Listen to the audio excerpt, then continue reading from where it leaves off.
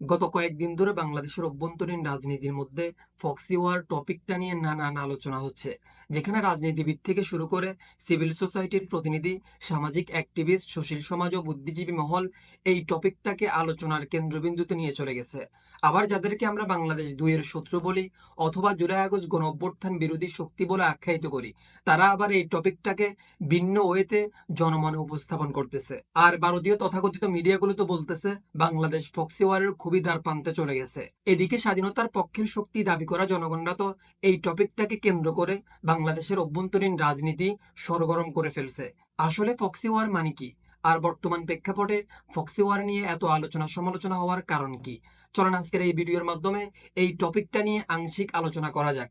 দেখেন, সহজ বাংলায় বলতে গেলে ফক্সি ওয়ার মানে হচ্ছে দুই বা তারও অধিক কোনো শক্তিশালী দেশ যারা নিজেদের শক্তিমত্তা দেখানোর জন্য প্রতিপক্ষ দেশের সাথে যুদ্ধ করতে চায়, কিন্তু সরাসরি যুদ্ধ করলে তারা ব্যাপক ক্ষতির সম্মুখীন হতে পারে।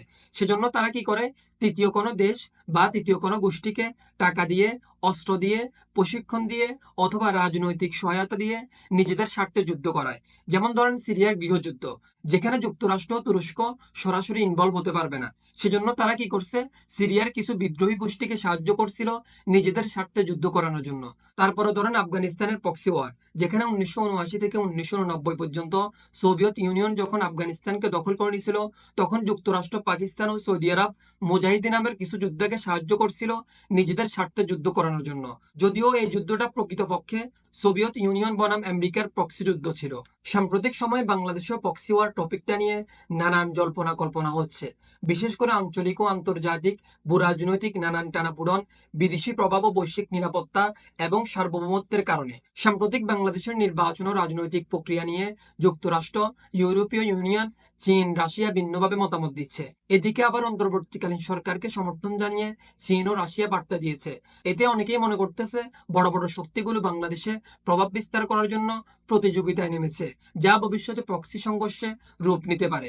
আবার অন্যদিকে দক্ষিণ এশিয়ার সবচেয়ে শক্তিশালী দেশ ভারত চীনের প্রতিযোগিতা, যেখানে বাংলাদেশে চীনের অনেকগুলো অবকাঠামো বিনিয়োগ রয়েছে, যেমন ধরেন গভীর সমুদ্র বন্দর, পাওয়ার প্ল্যান্ট, সেতু ও রেলপথ। আর অন্যদিকে ঐতিহাসিকভাবে সম্পর্ক সংযোগের ক্ষেত্রে ভারত এগিয়ে আছে। তাই অনেকেই ভাবতেছে এই দুই প্রতিবেশী শক্তির প্রতিযোগিতার মধ্যে বাংলাদেশে প্রক্সি ওয়ারের সংখ্যা সৃষ্টি করতে পারে। আপনি কি মনে করেন বাংলাদেশ প্রক্সি ওয়ারের খুবই দ্বার প্রান্তে চলে গেছে?